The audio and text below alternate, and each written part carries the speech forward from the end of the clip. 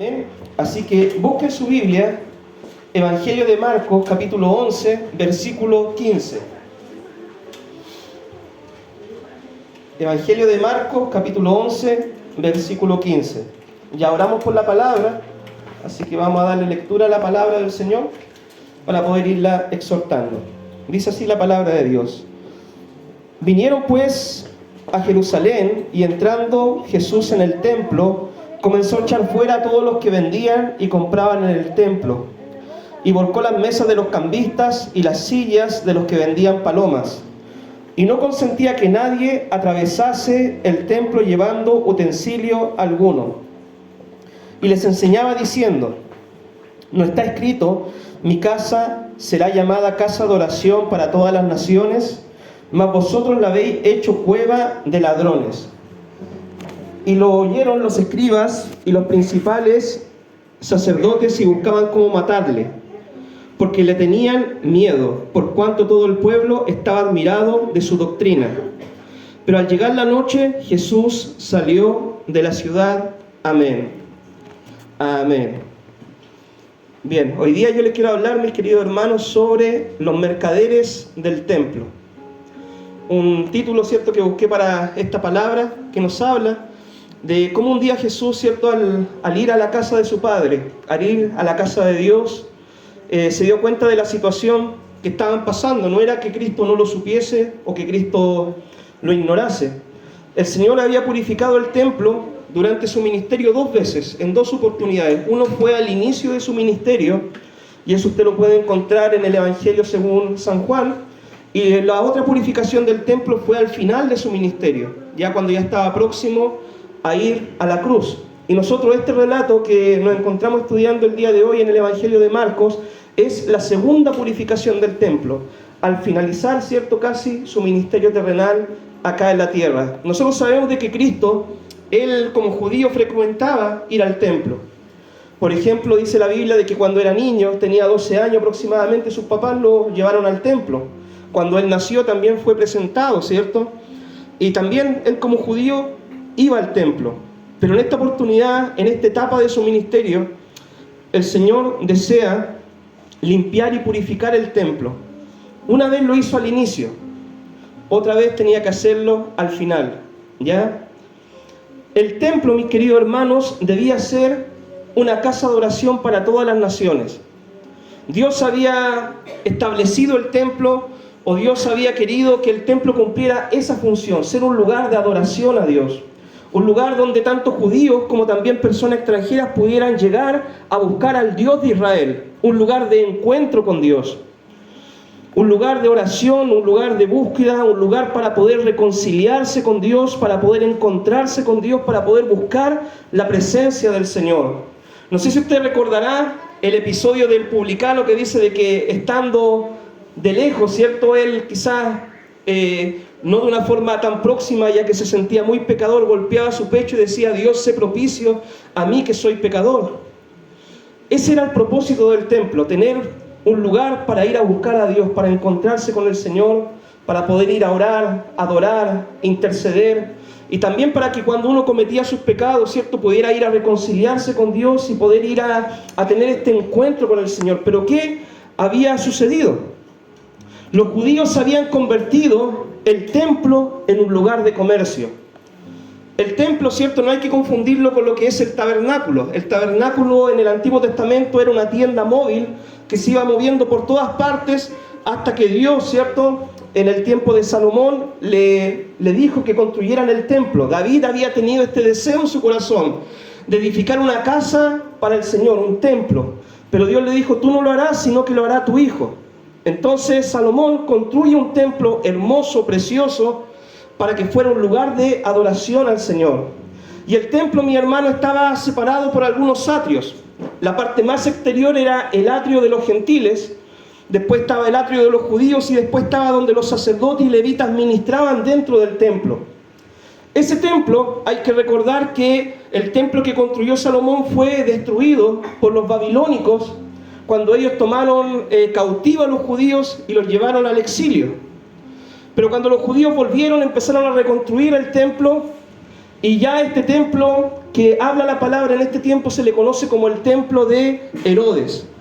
Herodes había trabajado en este templo, lo había hermoseado, y era un templo muy majestuoso que conservaba la idea original del templo de Salomón, pero tenía alguna ampliación este templo. Y de hecho usted puede leer en el relato del libro de los Hechos de que había un pórtico que se llama La Hermosa, el pórtico, ¿cierto? Unos pórticos que habían hecho muy preciosos para poder así hacer llamativa, por así decirlo, la adoración al Señor. Pero los judíos habían ocupado el templo, el lugar de adoración a Dios, como un lugar para hacer comercio, un lugar comercial. El patio de los gentiles, ¿cierto?, se ocupaba para las ventas de sus negocios personales, para hacer cambio de moneda. Usted sabe, muchos extranjeros, la fama del Señor había llegado a muchos lugares, y los extranjeros querían conocer al Dios de Israel, querían adorar al Dios que tenían los judíos. Y ellos iban, y quizás a la hora de ofrendar, no podían ofrendar con su moneda original de ellos, y tenían que cambiar ese dinero. Entonces iban donde los cambistas, y usted sabe de que toda casa de cambio, al final de cuentas, cuando le hacen el cambio, le quitan un poco del porcentaje que usted cambia. Eso quizás para nosotros es algo normal y aceptable. Lo inaceptable es cuando los cambistas hacen un cambio totalmente exagerado de la moneda y desvalorizan totalmente el peso extranjero para ellos poder lucrarse de esa forma. Y eso era lo que sucedía con estos cambistas en el templo.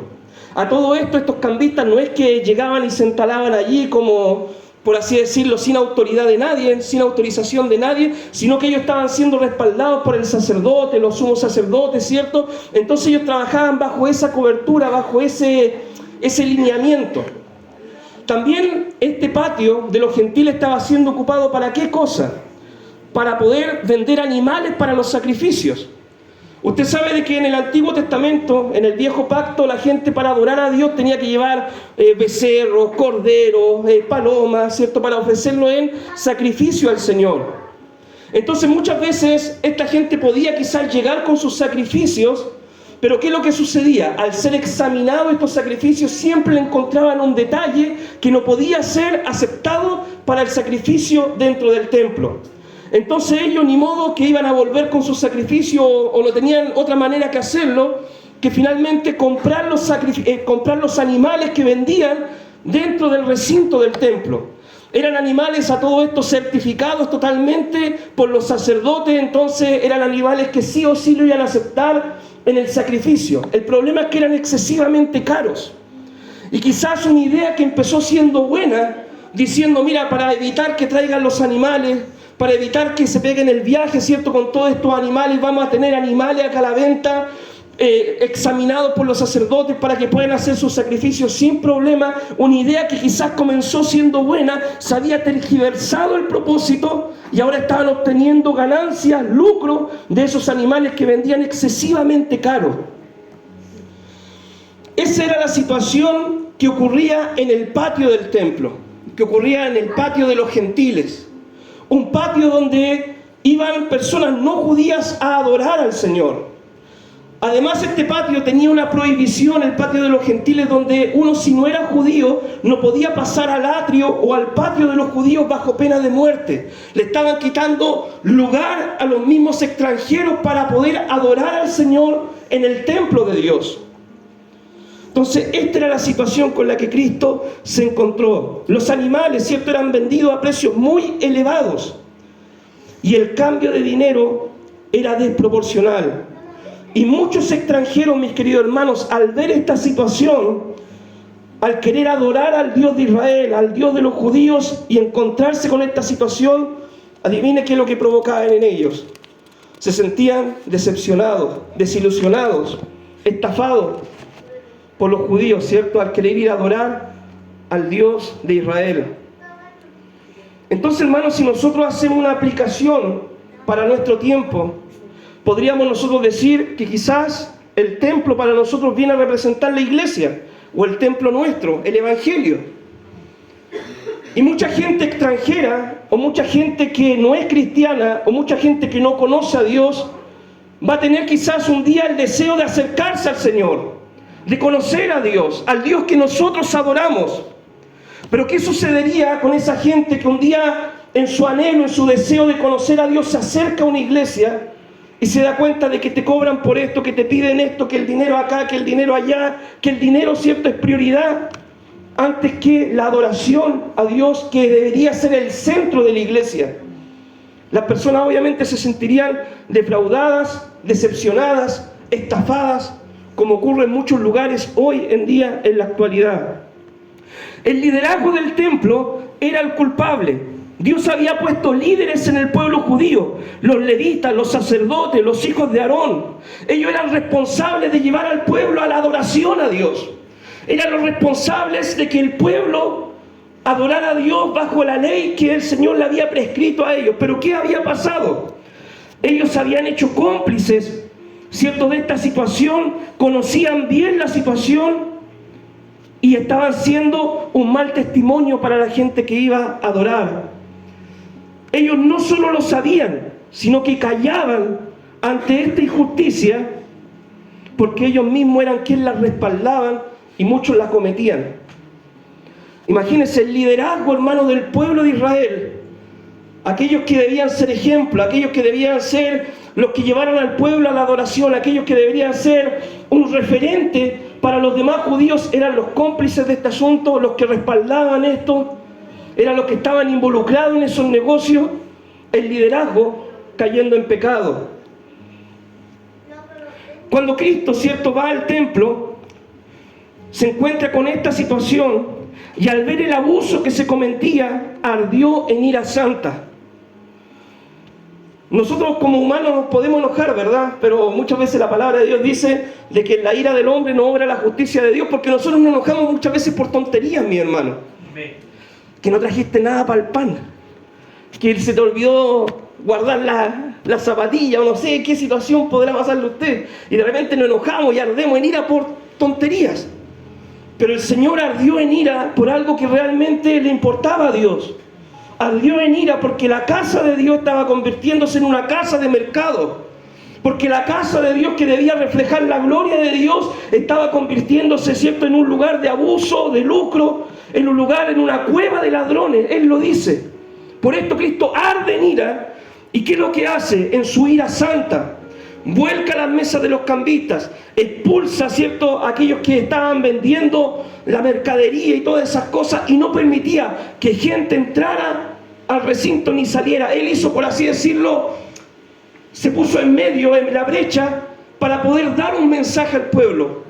Y el mensaje era que la casa de Dios debía ser una casa de oración para todas las naciones, un lugar de adoración a Dios, y no una cueva de ladrones, no un lugar para hacer negocios personales, ni un lugar para lucrar en el nombre del Señor.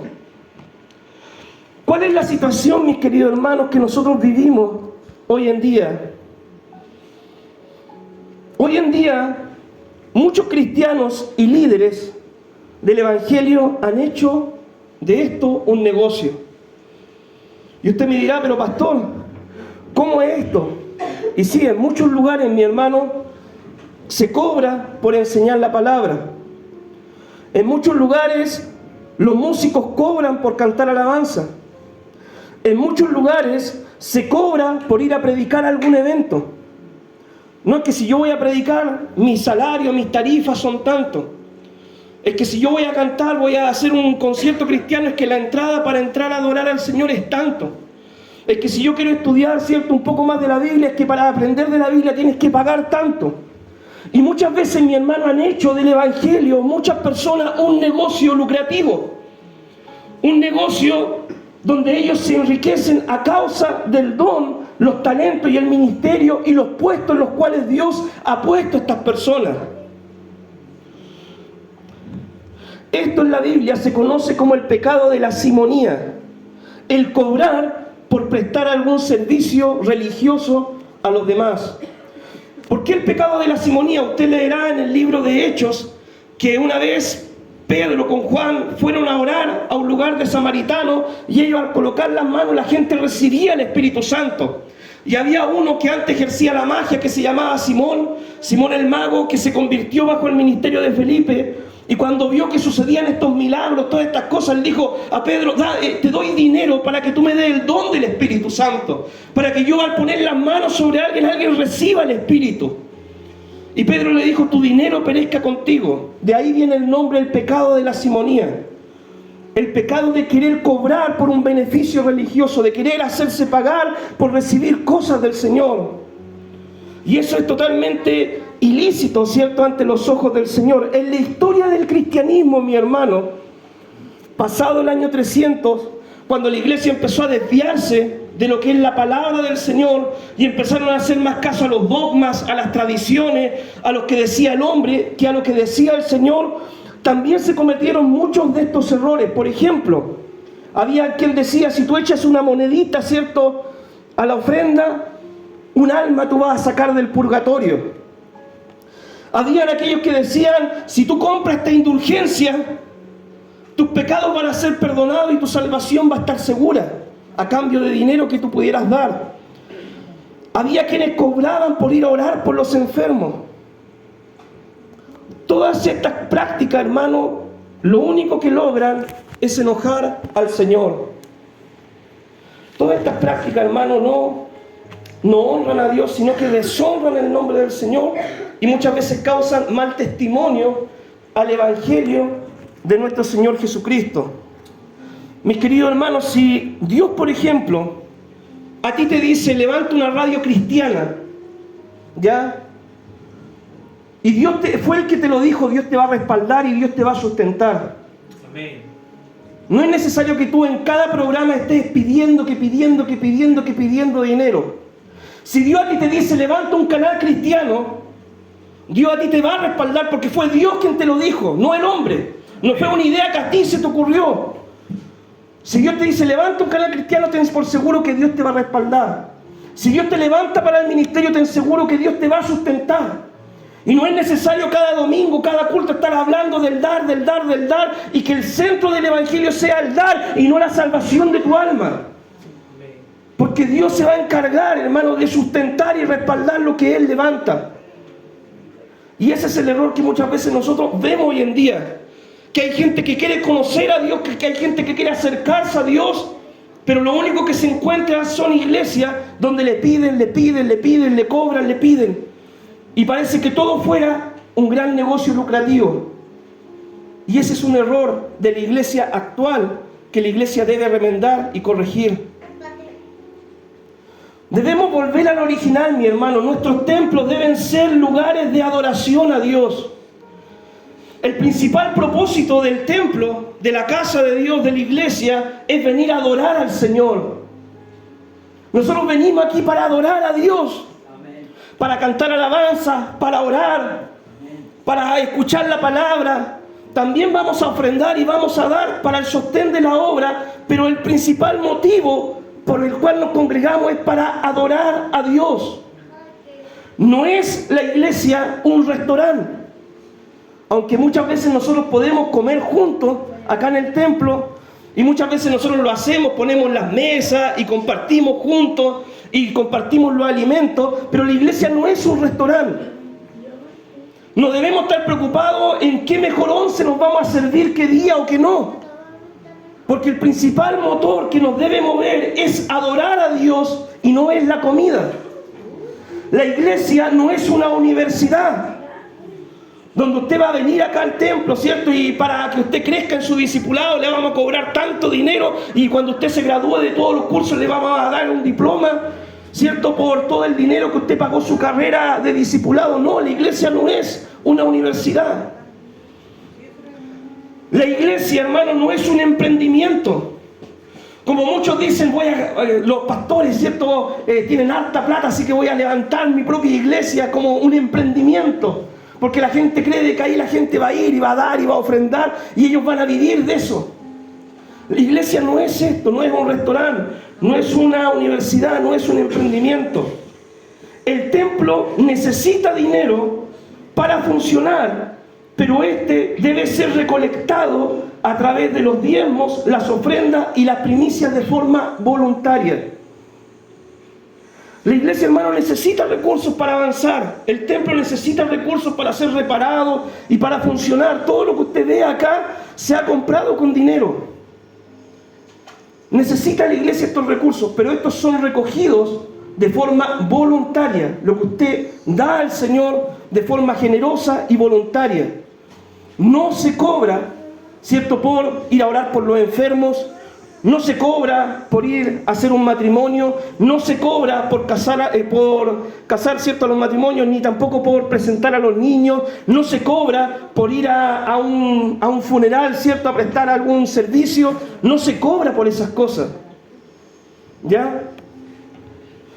Muchos cristianos, al ver los abusos, mi hermano, que se cometen dentro de la iglesia, se van también al otro extremo, de no querer dar nada.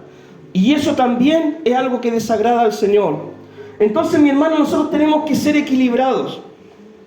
Por un lado está el abuso que nosotros vemos que se comete cuando te cobran por todo. Una vez una hermana, ¿cierto?, fui a un velorio y después me comentaba la hermana y me dice, no, vino el cura y le cobró a mi familia cierta cantidad de dinero, una cantidad de dinero más o menos grande. Entonces, eso es un abuso. No es que yo quiero, por ejemplo, ir a predicar a un lado, pero para ir a predicar yo cobro tanto, me tienen que pagar tanto. Eso es un abuso. Pero también, mi hermano, está el otro lado, y el lado de decir, no, entonces, como hay mucho abuso, yo no doy nada, ¿cierto? Y que la obra de Dios se sustente como así sea.